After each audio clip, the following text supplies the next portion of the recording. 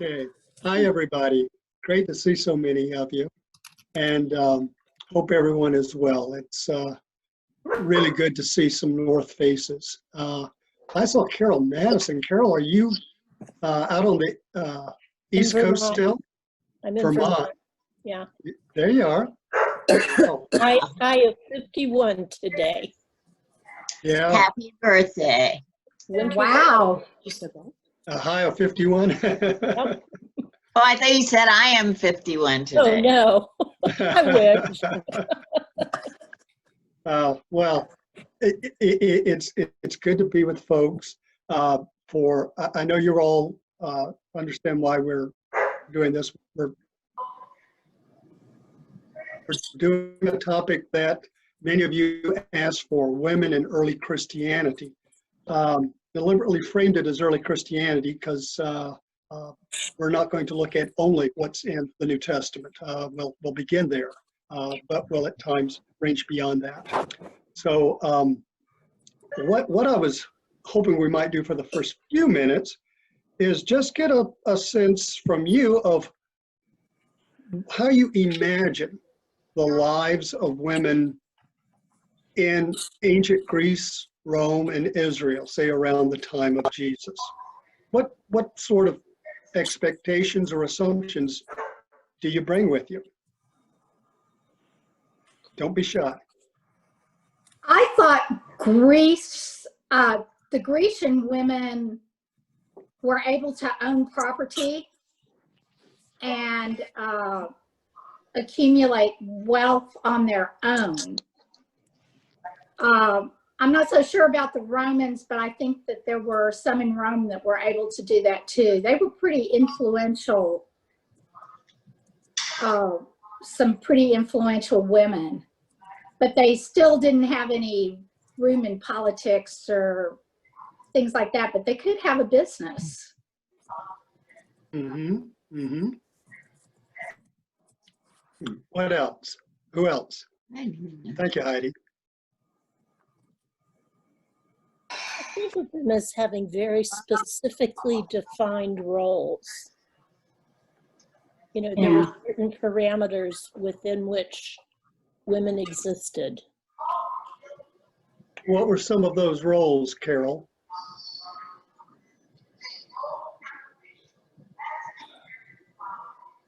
Well, you've mentioned, you know, that they could own a business, but I think more the traditional type roles, supportive roles.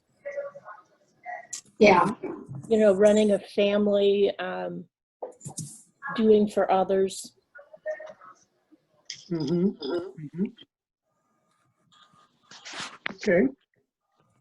Who else has some thoughts on this?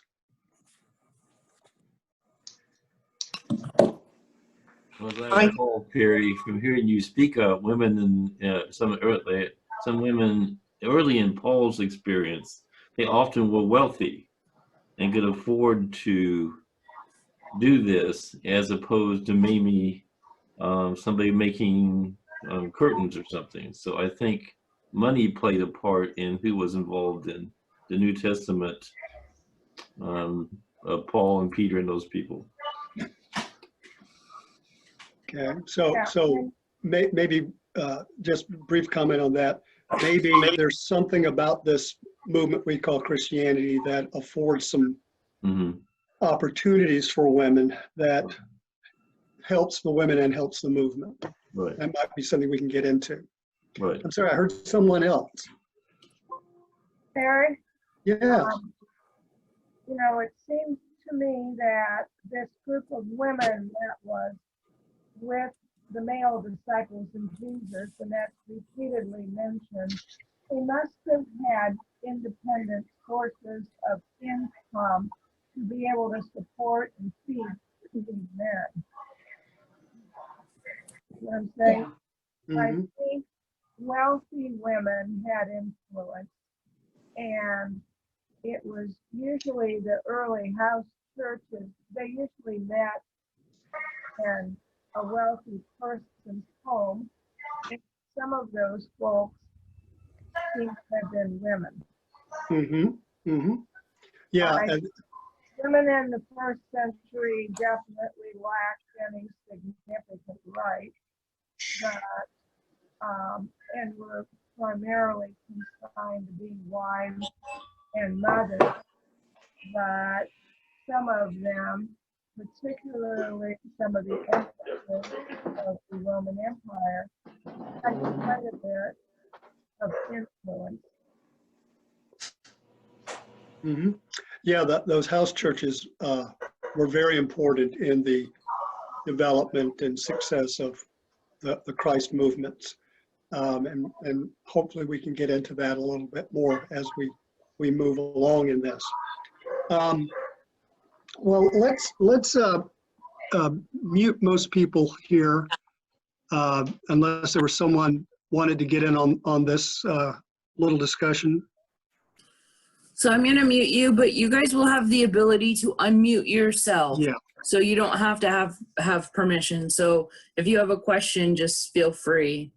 that's right. Don't feel shy about interrupting if I say something that sparks a question. So Perry, can you unmute yourself? there, I didn't know Amy was going to mute me too. This will go a lot faster with me muted, right? It was a mute all option. I see. Okay. One of the things I think it was Heidi talked about, some opportunities for women in own businesses, and I'm not disagreeing. I'm not taking Heidi to task, but I think her remark there sort of lifts up one of the assumptions I think a lot of us have. We tend to bring our Western and middle or upper middle class perspectives to these texts. And we tend to think of the possibilities of social life in the ancient world as running roughly parallel to our own experiences. And while as human beings there are always going to be similarities in various ways, there are also pretty big differences. Were there shopkeepers and small businesses? Yes, but nothing like on our scale. Capitalism, as we would imagine it, doesn't exist. This is an imperial economy. We can talk a little bit more about this maybe at the end, but I'm doing a program Wednesday and Thursday of this week on the political Jesus, and we're going to get into the political economy in that. But everything was set up so that ultimately the Roman rulers, the Roman elite are getting a tremendous amount of this, something like half. I want that to sink in, something close to half of all of the surplus in the Roman Empire went to the top 2%. So when you push that down and think about the opportunities for any human being, then you have to imagine what would it be like to be a person, male or female, with some, shall we say, surplus money. That puts you in a rather different, or not unique, but unusual situation. So we'll consider that with maybe some of the women that we talk about. But our primary topic today is Mary Magdalene. So I'm gonna, let's see, let me pull up share screen. And here we go.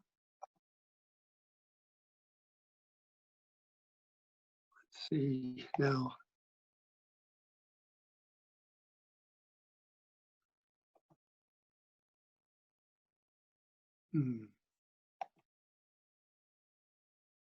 There we go. Can everyone see that? Okay, see some heads nodding. Let me now enlarge this. There.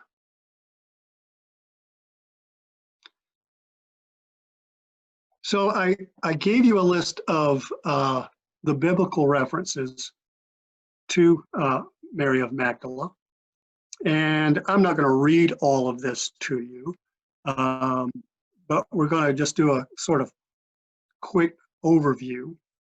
Notice that often when Mary is mentioned, she's in the company of other women, and confusingly, sometimes another Mary shows up in the list. Here's Mary of Magdala paired with Mary, the mother of James the Younger. But notice Mark, followed by Matthew and Luke, indicate that these women regularly followed and assisted him, that is Jesus, when he was in Galilee.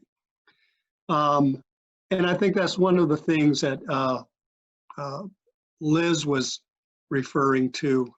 There's more about women in general terms supporting this movement than maybe what we imagined a generation or two ago. You can see on this map where Magdala is. It's on the about halfway between the top and bottom of the Sea of Galilee on the western side. And you'll see just a little bit north of it is Capernaum. And Capernaum might ring a bell. Mark's gospel indicates that early in his ministry, in his project, Jesus relocates to Capernaum. And Capernaum simply means fishing village. And one of the things we know about Magdala, it had what today we would consider a kind of processing center. So fish caught in a place like Capernaum might be brought to Magdala to be processed. Look at Tiberias just below. Tiberias is the capital of Galilee, built by Herod the Great. And the reason why is Herod Antipas, the tetrarch of Galilee, needs to be able to pay his Roman masters. And so he does this by commercializing the lake. And you hear those stories of tax collectors or toll collectors. Well, those guys are collecting Herod's cut of the fishing industry and anything else for that matter. So interesting where Magdala is in relationship to both Capernaum and the capital of Tiberias.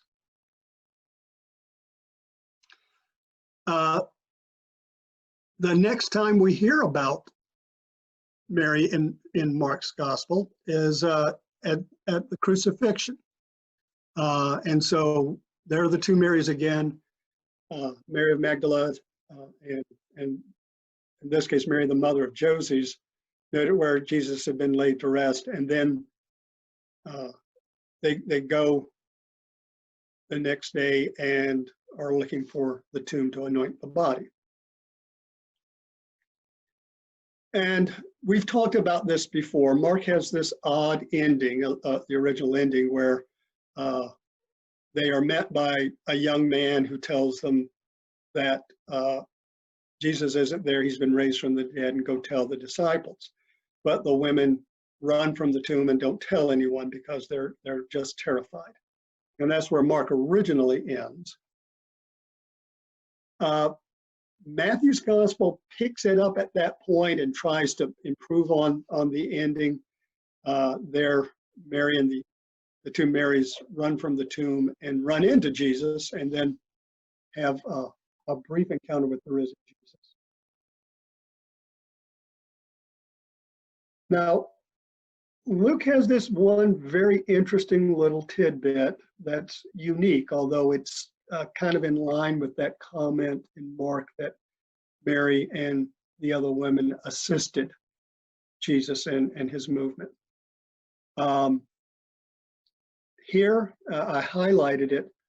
According to Luke, Mary of Magdala had been exorcised by Jesus. She had been demon possessed. And then it indicates a little more fully that she and some other women here, notice Joanna, the wife of Chutzah, Herod's steward, that would suggest a woman with some wealth, provided for them out of their resources. So that's a very interesting thing there. One of the things that I think modern scholarship has paid a lot more attention to is the strength in the tradition about Jesus as an exorcist. That's really early, and that seems to have been a real feature of his work, and probably accounts for some of his popularity.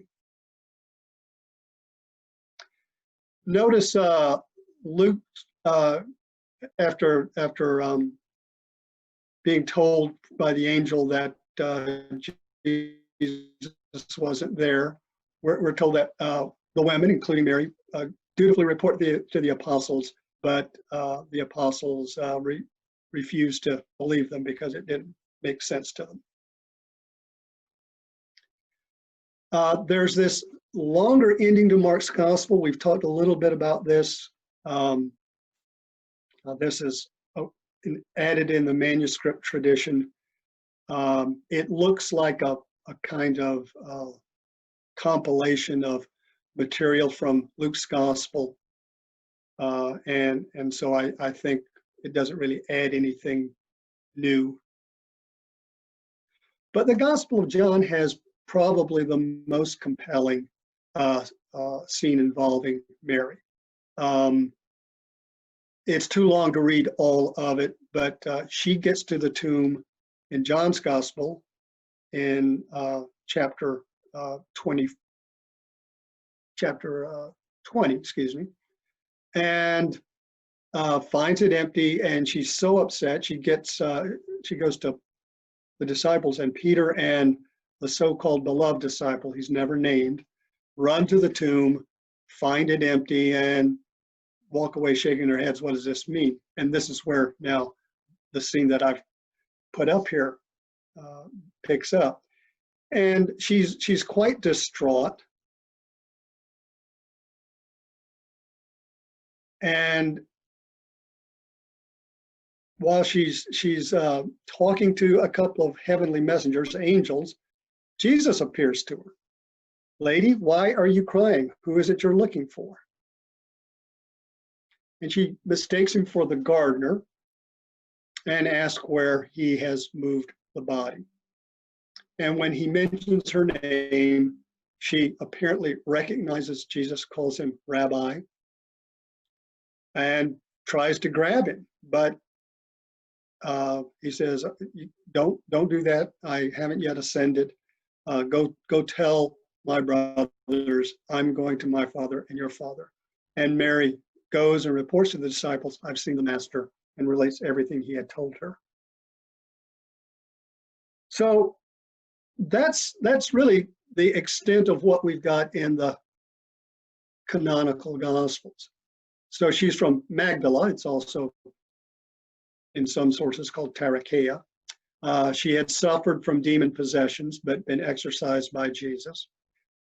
Critical part, she'd been a follower of Jesus and had assisted him, served him, ministered to him, and apparently provided some kind of financial support. She's present at Jesus' crucifixion. In John's Gospel, she's actually at the foot of the cross. And the other Gospels, she and the other women are at some distance, but they know where he's supposedly buried.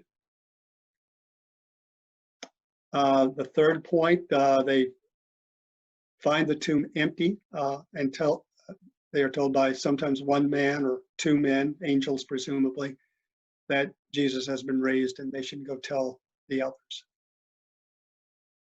In Matthew's gospel and John's gospel, the risen Jesus appears to Mary, and she goes to the other disciples and tells what she's seen. So that's it. Unfortunately, she's not mentioned anywhere else that we know of. There is, we might talk a little bit more about this in a couple of weeks. In Romans 16, Paul mentions a number of people, including quite a few women at Rome, and he says at one point, say hi to Mary. Well, some have pondered whether that might be Mary of Magdala. It's just one of those things that it's impossible to know. There were so many Marys, it's a very common name. So other than that, tantalizing maybe, she doesn't show up again in the canonical record. So one of the things that I know many of you have heard is that prior to becoming a follower of Jesus, Mary was a very sinful woman, especially a prostitute. Where does that come from? That's what I want to get into a little bit right now, because it has been a major point in the Western Christian tradition. The Eastern tradition didn't go this route, but in Western Christianity, this was a big emphasis. So you're probably familiar with the story of Jesus coming to a man's house. He's been invited to dinner, and we're told that a sinful woman, her name is never given, anoints Jesus' feet with her tears and her hair. Here's a nice illustration of that. And the host is someone indignant. You know, Jesus should know what kind of woman this is. And it leads to one of those great confrontations between Jesus and the man. As I said, the woman is never given a name, but later tradition, trying to figure out the identities of all these women, began to conflate Mary of Magdala with this woman and other references. So the big turn in the tradition that we can track comes from Pope Gregory I's sermon. This would have been 6th century, because we're talking the 500s, if I remember correctly. Pope Gregory is sometimes called Gregory the Great, and he's a fascinating figure in his own right. So notice how he conflates Mary of Magdala with the woman in Luke 7. And I'm quoting him now. Mary Magdalene, who had been a sinner in the city, loved the truth, and so washed away with her tears the stains of wickedness. Thus was fulfilled the voice of the truth, who said, her many sins have been forgiven her because she loved much. She whose sins had kept her cold afterwards burned irresistibly by loving. So notice here, by equating Mary of Magdala with the unnamed sinful woman from Luke 7, turns Mary into a figure of repentance, a woman who is especially sexually unchaste, is turned to the truth and becomes an example of devotion to Christ. And I'm not going to read all of this, but you get the idea. And notice Gregory's sermon recognizes what's in the canonical account, that she is the one who first brings word of the resurrection to the other male disciples. And so even in the tradition, she becomes known as the apostle to the apostle, and sometimes. Now, let me stop sharing there. So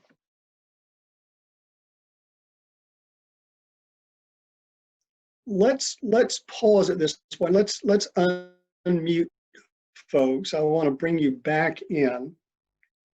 I know there's more out there in the culture about Mary of Magdala. And I could take what Gregory did and track it into the Middle Ages if you want, but I think I've done enough to see, to get some more conversation with you. What else have you heard about Mary that could be tossed into this hat? I John saw Paul Liz's wrote a hand. whole book on, well, first of all, he wrote the book Born of a Woman about the corrosive effect of the church insisting that Jesus' mother was a virgin. And he devotes considerable time in that book to his hypothesis that Mary Magdala was Jesus' wife. And he points out other ways to interpret a number of these passages. He thinks that, the woman who anointed Jesus' feet with her tears and washed them with her hair, yes, she could have been a prostitute. The only other woman who would have had a right to do that kind of intimate touching would have been his wife.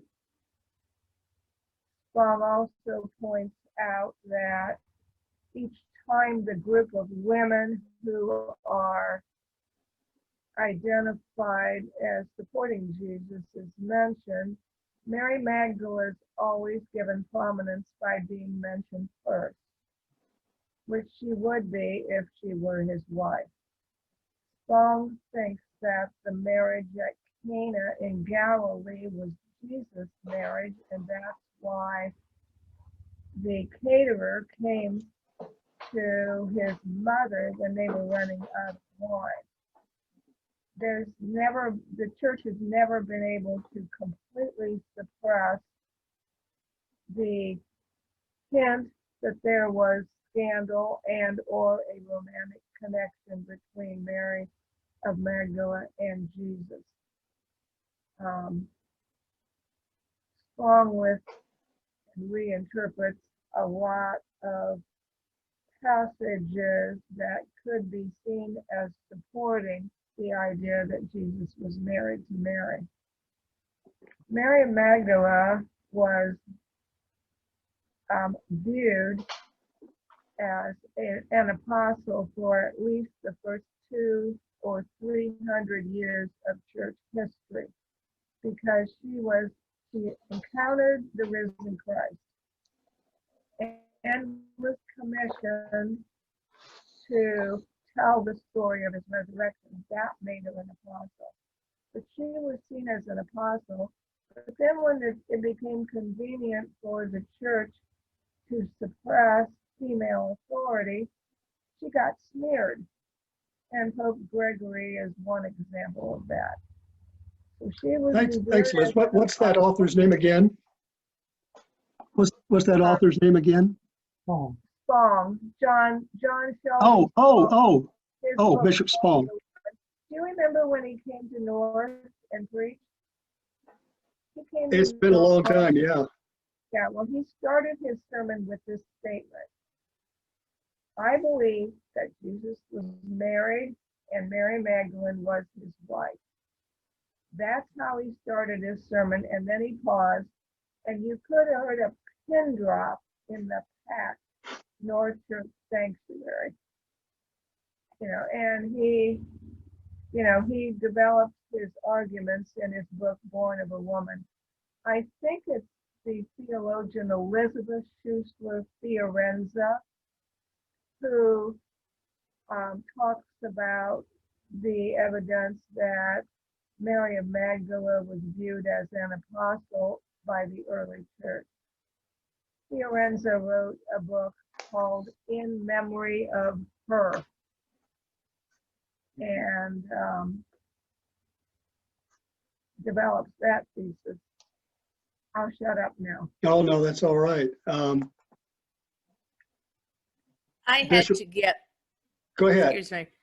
Oh, I had to get my headphones because I was not hearing everything before, but I did want to say that I have read in different sources too about that Mary Magdalene being his wife because of the position that it was proper for the wife to have come to the tomb. She would have been the one that, and so that's why that goes along with what was the custom of the time. Mhm. That was just another point. I didn't hear if Liz said that point or not. Okay. Song said that. Who else has got something to add here? Something about Mary that you picked up, maybe from Harry- reading or conversation? Harry, Yes. is she mentioned in many extra canonical sources? We're going to deal with that next week. There's some there, and so we're Okay. going to look at that. There's an entire gospel in her name. That's going to be your reading for next week.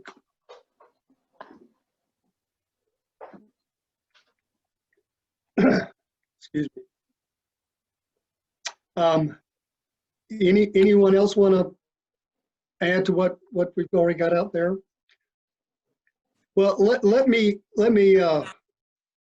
just weigh in a little bit here. The idea that Mary was herself an apostle really is put forth in some of this extra canonical material that we'll look at next week. So we'll definitely have a longer conversation about that. And some of you know that the possibility that Mary was Jesus' wife was the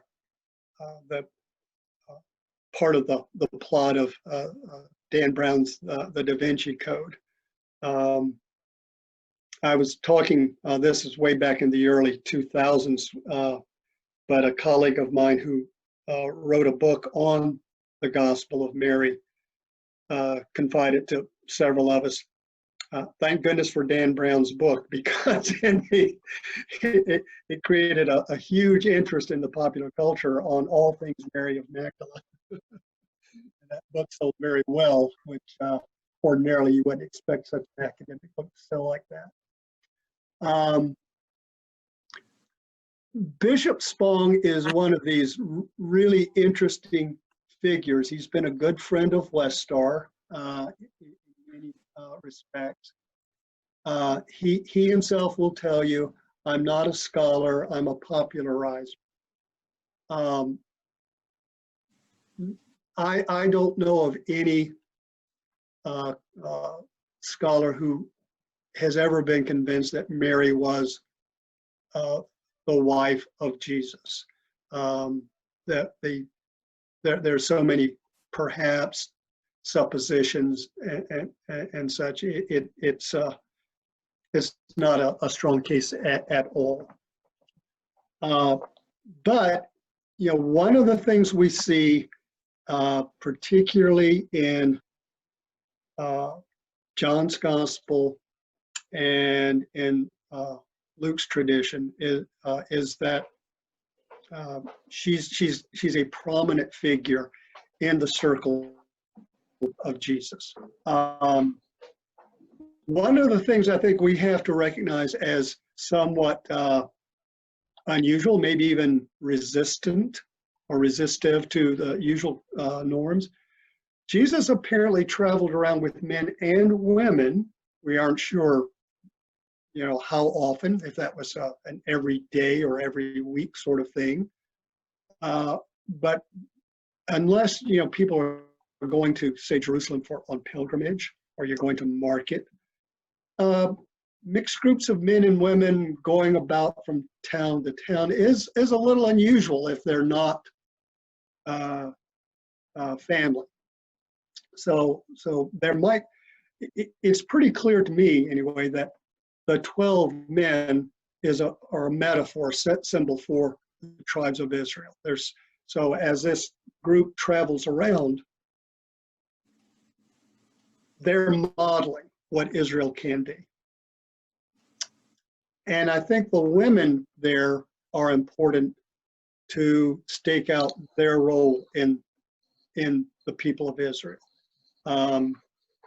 So I think that the presence of women in the ministry of Jesus is really important, and I think Mary probably was the best known in that, at least judging by the traces, the tracks that are still in the tradition.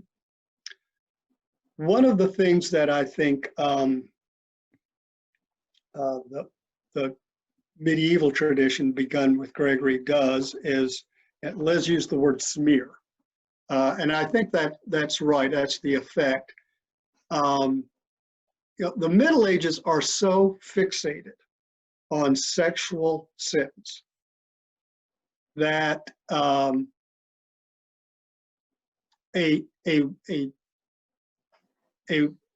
profligate prostitute becomes a really good model for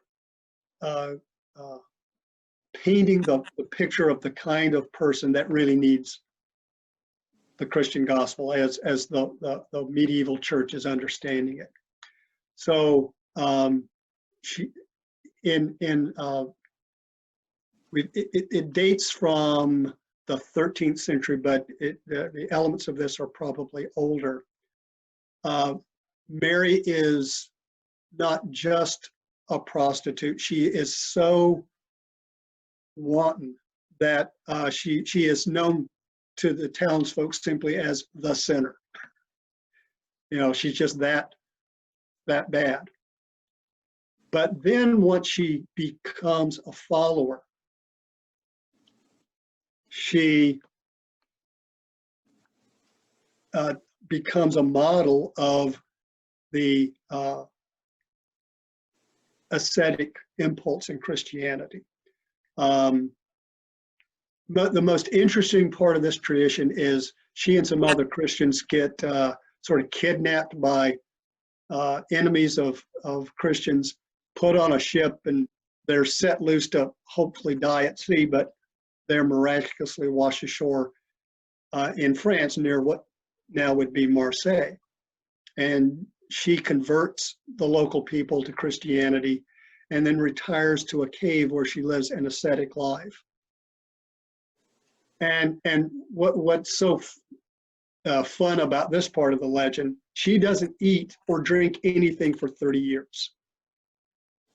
And yet she is sustained by heavenly angels who every day take her up to heaven where she is spiritually fed from the springs of life and all of that sort of stuff. And then when she dies, she's made a saint, and a number of miracles are performed in her name. That's just in good medieval Christian fashion a perfect saint story. Terrible sinner, rescued by Christ, and becomes an evangelist and miracle worker. So, as I mentioned before, the Eastern tradition never takes that road. It remembers her more as a prominent female follower. And these extra canonical traditions that we'll get into more next week really play up her role as an apostle, or at least as an equal to the men. One of the things to look for in the reading that I'll give you for next week is how do Mary and Peter interact? There's a very interesting trend in these extra canonical traditions, and the two of them always are doing some sort of, shall we say, dance. Okay. So let's open it back up for any questions. You can see that there's not a ton there in the canonical tradition. And the conclusions we can reach are, I would submit, kind of minimal, but nonetheless, I think significant. Mary of Magdala represents what I think is an underappreciated reality, that women played a more important role in the ministry of Jesus and following than what we have typically understood to be the case. So how about questions or comments that might take us in some new directions? Someone who's not had a chance to speak, especially.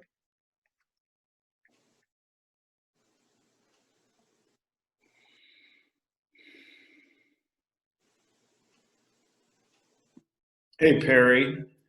Yes, Toby. You know, my impression has always been that the role of women in the church was kind of downplayed by the Catholic Church. And so we didn't hear a lot about, you know, possible apostles or other figures, and that perhaps they were attracted to Christianity because they didn't have a role, or at least not a prominent role in the Jewish religious tradition. You put your finger on something important there, Toby, and I hope that as we kind of work along through this material, by about week 3 or 4, we'll see some of these additional possibilities for women. We've already hinted at that with the house churches, especially in the Pauline communities. But one of the things that I think we have to try to imagine is, before what became Christianity was legalized by the Roman Empire, what did this movement look like? Because I think for most historians now, the reign of the Emperor Constantine, he's the first Christian emperor. He legalizes Christianity and doesn't make it the official religion of the empire, but lavishes great resources on it. Christianity's character changes dramatically at that point. One of the things the various scholars, I should say, is peeling back from that, and we're beginning to recognize that what we think of as Christianity was a much looser amalgamation of communities devoted to this figure of Jesus. And the emphasis was different in some places than others. And in some places, not all, there appear to have been greater opportunities for female participation and even leadership. But after Constantine, as the church is, shall we say, brought in alongside the empire as a pillar of social stability, political cohesiveness, the church begins to, shall we say, squeeze out more and more of that diversity and begins to impose a uniformity that is more top-down than from the bottom up. And so, yes, female leadership is greatly limited. Notice what's happening in the 4th and 5th centuries, and archaeology bears this out. There's just an explosive building of new churches after Constantine. Christ people aren't going to the cathedral, for the most part before Constantine. There are a small handful of buildings before Constantine that we would recognize as a church building. And usually the oldest one we've got is a house converted to public worship and usage. There's that house church that Liz was referring to again. So what did it look like in, some little town off the beaten path where you've got 30, 40 Christ followers? Where did they meet? What did they do when they were together? Did they do the same things as people in Rome or in Alexandria, Egypt, or in Athens? So I think we have to imagine a lot more, shall we say, social experimentation, different communities developing their own traditions, though there's going to be some cross-fertilization. One of the things that we do know about these Christ communities, they often traveled and visited each other, and excuse me, there was, for the time, a pretty good set of good lines of communication, letters and that sort of thing. So that would have a kind of, shall we say, cohesiveness to it, would have helped produce some kind of cohesiveness. But I don't think we have to imagine uniformity just yet. That comes more after Constantine. I have a devout Jewish friend who she and her husband are Orthodox, and Judaism is a very paternalistic society, but the one thing that is acknowledged is that Judaism is carried through the mother. And my friend Judy said, of course, because there's no question that the mother is the mother, of the child. And so it spares the questioning of who the father is. And so if the mother's a Jew, then the child is a Jew. And I say that because I think in very paternalistic cultures or societies, that that reality is given. And so even though the culture may be very paternalistic, there's always that reality of who is the mother, and so I couldn't help but think that as we were talking about cultures that are very paternalistic, which of course the Catholic Church is. On the other hand, what you're describing is probably the reality that you can't beat women for service. I mean, there's something about us that takes care of people. And so when you merge those two,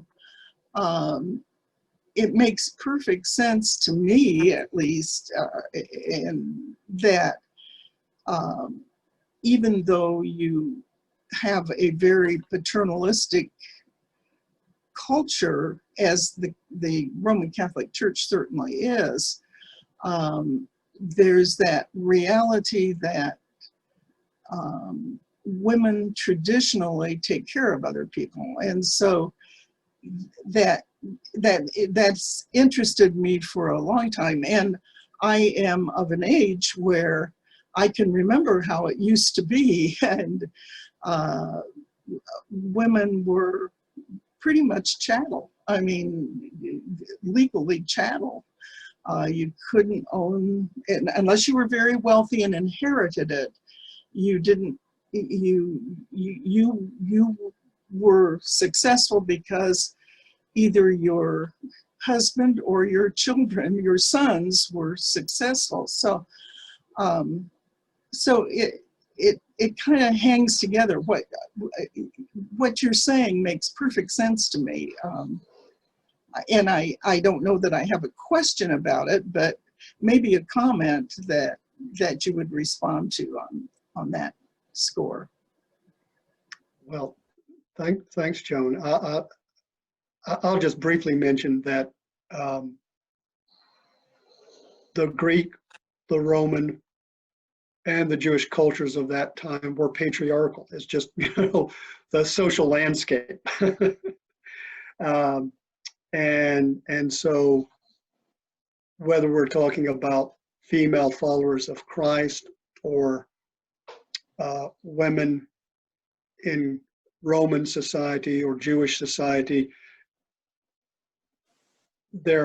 you're always looking at how they are attempting to either conform to or work around the social roles usually assigned them. And as I've hinted, and we'll try to develop this, I think there was something about the Jesus movement that in many places was more open to female leadership than the larger society in general. Not universally, but in some places. Eric, what you mentioned about the changes in Christianity after it became legal and then the official religion of the empire, I think is very, very important. One of the things that I think happened is the church began to take on the patriarchal structure of the empire. And that's when women seem to drop out of power in the church. Joan, you are absolutely correct about Judaism defining a Jewish person as one who has a Jewish mother. And that's because, as you mentioned, maternity is a matter of fact. You know who gave birth. Paternity is a matter of conjecture. One is never 100% sure who the father is. Of course, that saying came before we had DNA analysis, but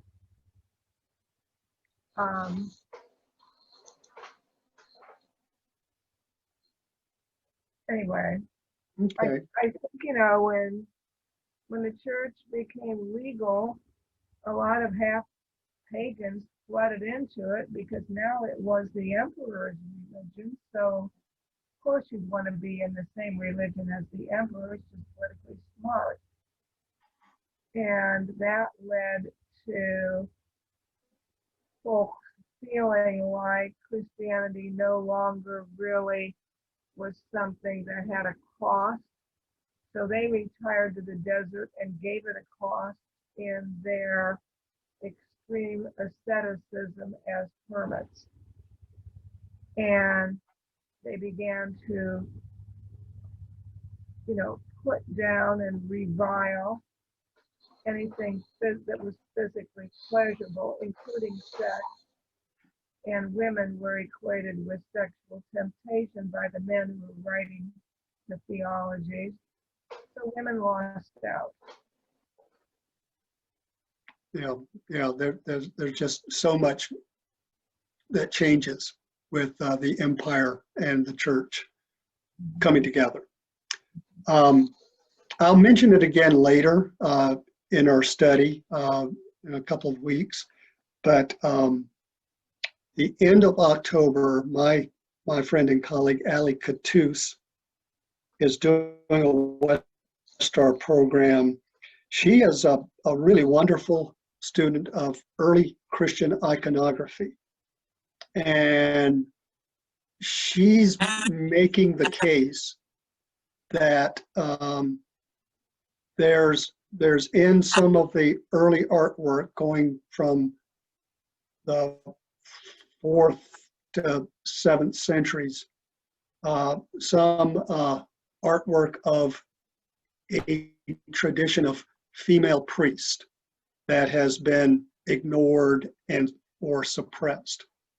So I'll get more information on that, and if she's right, Valley is right, these may be the vestiges of some of those communities that were still around recognizing female leadership before they were fully suppressed by the official church. We are nearly at the end of our time, but I want to be sure there's not another person there with a question or a comment. Is there anyone else that wants to speak or ask a question? Donna, you need to unmute yourself. It's really just to say that one of the comedians, and I can't remember who, kind of summed up what Joan was saying there about the mother being known with mama's baby, papa's maybe. I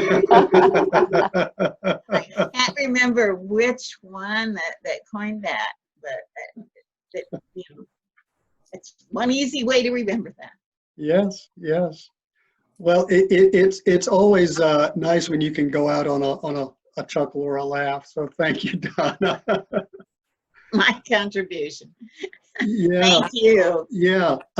So before we go,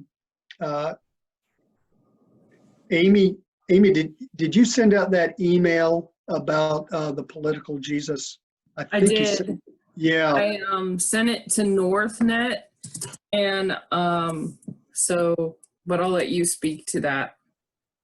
Well, if you're not on NorthNet, then email Amy, or if you have my email, email me, and I'll send you some information. But let me put this up real quick.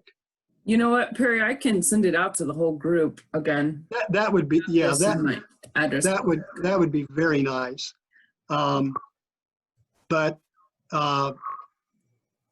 my colleague Celine Lely and I are doing this program. I'm going to take the first hour each night. She's going to take the second hour. And it would usually cost you $15 per night to register for this, but we've worked out a little arrangement so that North is picking up the tab for up to 10 people. And so 10 North members can register for free. Here's the catch: you got to let Amy know. If you're number 11 or 12, you miss the opportunity. So if you want to be a part of this for free, let Amy know ASAP. Well, I know many of us want to get ready for the Zoom worship service. So maybe this is a good place to end, okay? I will say that Amy and Ann, I copied down your questions, and I'll email them to Perry and make sure that he gets on those right away. Yeah. So. Thank you, Perry. Thank you, everyone. Thank you. Thank you. Bye, everybody. Thank you. Bye-bye. Bye.